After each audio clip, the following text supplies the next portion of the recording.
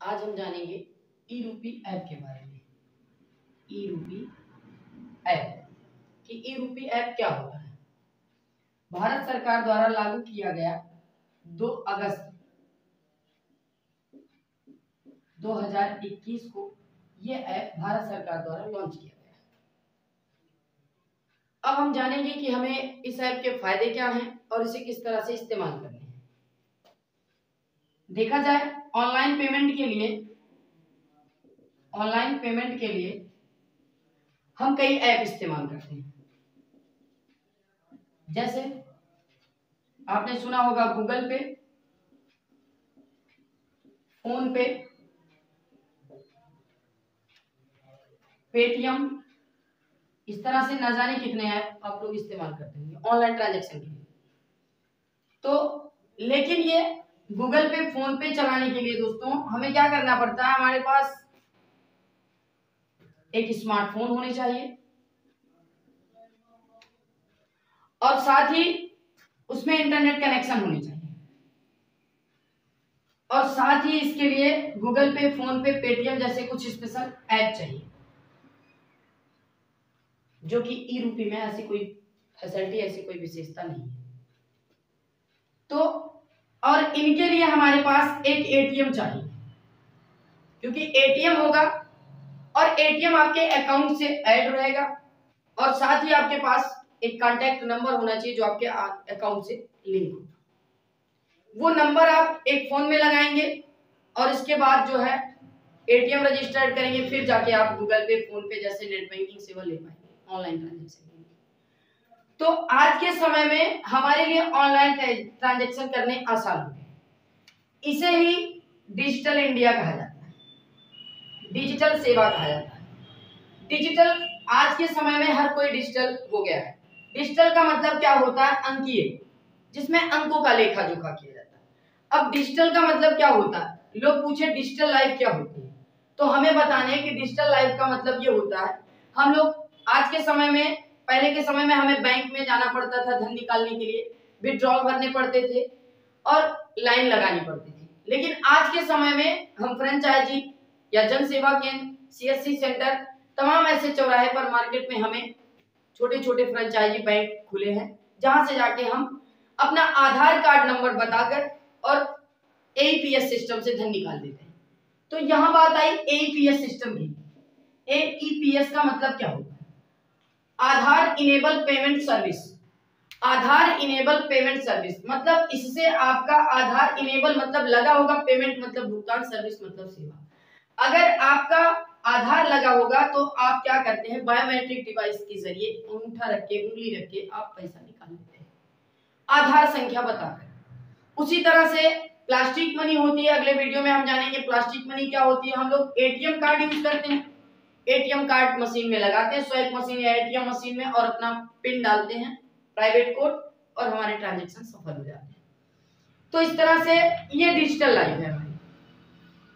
इससे भी बेहतर आज के समय में आपने देखा होगा लोग गूगल पे, फोन पे और पेटीएम का इस्तेमाल करते हैं ट्रांजैक्शन के लिए। जैसे आज के समय में ऑनलाइन शॉपिंग करना हुआ, या हम लोग मार्केट में जाते हैं कोई सामान खरीदते हैं, कैशलेस इंडिया धीरे धीरे कैशलेस हो रहा है। कैशलेस का मतलब कैश खत्म हो जा रहा है। क्या करते हैं लोग, सामान लेते हैं, सामान लेने के बाद उनका ट्रांजैक्शन ऑनलाइन कर देते हैं गूगल पे, फोन पे, पेटीएम के जरिए। अब गूगल पे, फोन पे, पेटीएम बनाते हो, आपका एटीएम कोड तो अलग होता है, लेकिन उसके लिए आपको बनाना पड़ता है UPI, unified interface payment, UPI, unified payment interface. जब आप ट्रांजैक्शन करते हैं तो आपके सामने एक यूपीआई आईडी मांगता है, जिसे डालने के बाद आपका ट्रांजैक्शन सक्सेसफुल हो जाता है।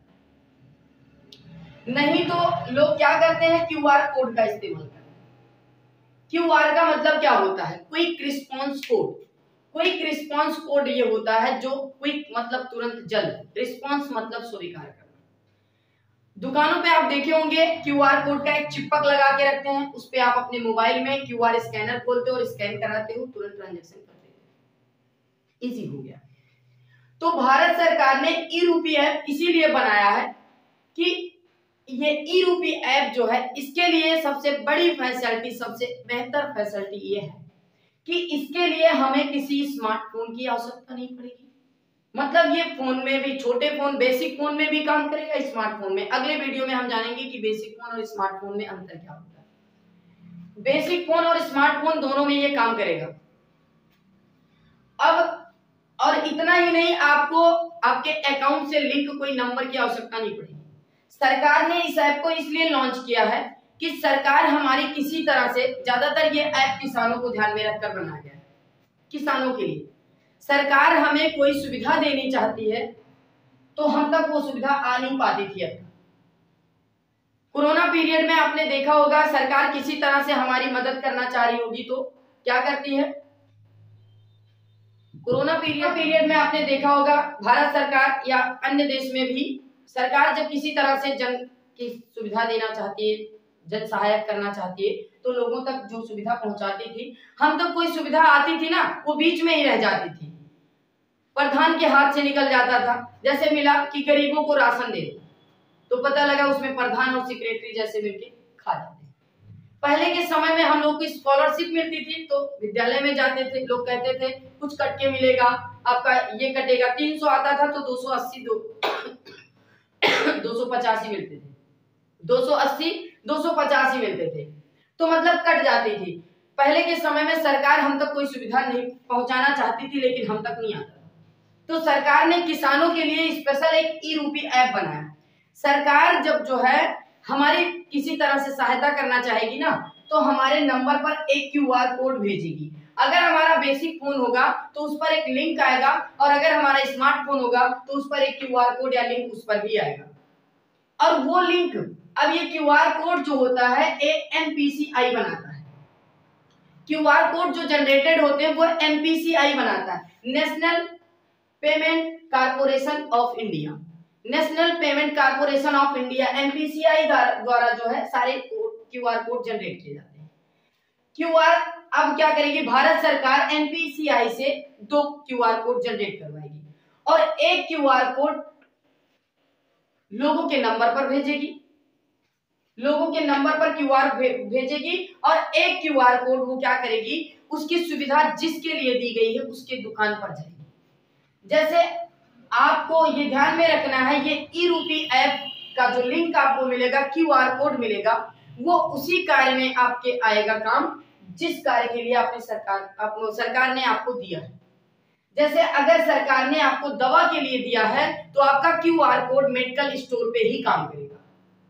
अगर आपको 1000 का क्यूआर कोड मिला, 1000 की लिंक मिली है, तो आप मेडिकल स्टोर पर जाएंगे, आपको 1000 की दवा मिलेगी। मेडिकल स्टोर वाला आपकी लिंक को स्कैन कराएगा क्यूआर कोड, और इसके बाद 1000 रुपए उसके अकाउंट में चले जाएंगे, वो 1000 का कूपन रहेगा। इस तरह से आपको 1000 का सामान मिलेगा। और जो है तो मतलब अगर आप सोचें कि ये ई-रूपी ऐप के जरिए जो हमें लिंक मिला है गवर्नमेंट के थ्रू, उस लिंक को, उस क्यूआर कोड को हमें मिला है मेडिकल दवा के लिए, और हम जाएं सब्जी खरीदने, तो सब्जी वाले दुकान पे जब आप जाएंगे, क्यूआर जब स्कैन कराएगा सब्जी वाला, तो इनवैलिड क्यूआर कोड करके उसके सामने इंटरफेस आएगा। मतलब वो कोड मैच नहीं करेगा, क्योंकि वो जिस कार्य के लिए सरकार ने आपको दिया है वो उसी कार्य के लिए उसी से संबंधित दुकान पे वो स्कैन होगा। तो ई-रूपी ऐप के जरिए सरकार हमारी पूरी तरह से चाहती है कि हम तक जो योजना सरकार देना चाहती है वो हम तक उसका लाभ हम लोग ले सकें। मतलब जो जानकारी सरकार हमें देना चाहेगी, सरकार जिस तरह से किसानों को अगर फसल के लिए दे रही है, तो किसान जो है अपने जो फसल के खरीदने की दुकान पर जाएगा, वहां पर ई-रूपी ऐप नहीं भी होगा। अब इसके लिए कोई विशेष ऐप की जरूरत नहीं, इसके लिए किसी इंटरनेट की सुविधा नहीं, इसके लिए किसी स्मार्टफोन की सुविधा नहीं, बल्कि आपके माइक्रोफोन, छोटे फोन, बेसिक फोन में भी उसका लिंक रहेगा। आपके फोन में, जिस फोन में लिंक क्यूआर कोड रहेगा, उस फोन में इस ऐप या इंटरनेट की सुविधा नहीं भी रहेगी तो भी ये काम करेगा। हाँ, सामने वाले के पास होना चाहिए जो आपके क्यूआर कोड को, आपके लिंक को स्कैन करेगा, उसके पास इंटरनेट की सुविधा होनी चाहिए, तो वो स्कैन करके आपको उसकी सुविधा देगा। तो भारत सरकार द्वारा 2 अगस्त 2021 को ये ई-रूपी नामक ऐप लॉन्च किया गया है, जिससे सरकार हम तक आपकी मदद कर सके।